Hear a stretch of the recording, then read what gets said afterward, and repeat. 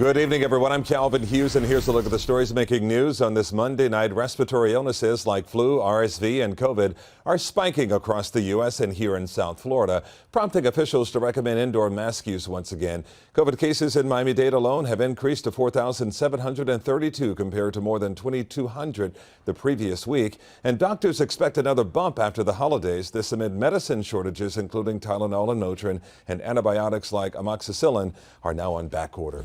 A man who was arrested in a crash that killed a young boy on Valentine's Day 2 years ago has taken a plea deal. Hank Sabel Amargos was charged with vehicular homicide in the death of 3-year-old Anthony Rojo de Leon. Police say that Amargos sped out of a car dealership at Homestead and plowed into a flower stand where the boy's family was working.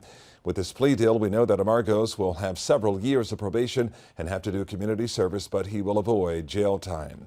We are now on verdict watch in the trial of a police officer who was caught on camera shoving a protester. A jury is now deliberating after attorneys and prosecutors deliver closing arguments in Stephen Poherence's battery trial. He's accused of shoving a Black Lives Matter protester back in 2020. Poherence did not testify last week before the defense rested their case. If convicted of misdemeanor battery, he could face up to a year behind bars. Only Local 10 has video of a brazen robbery at a Tamarack beauty store that sells expensive wigs. Beauty plug owner Sherelle Thompson-Berry says Sunday's heist was a breaking point. The robber took boxes from behind the counter with her daughter standing watch.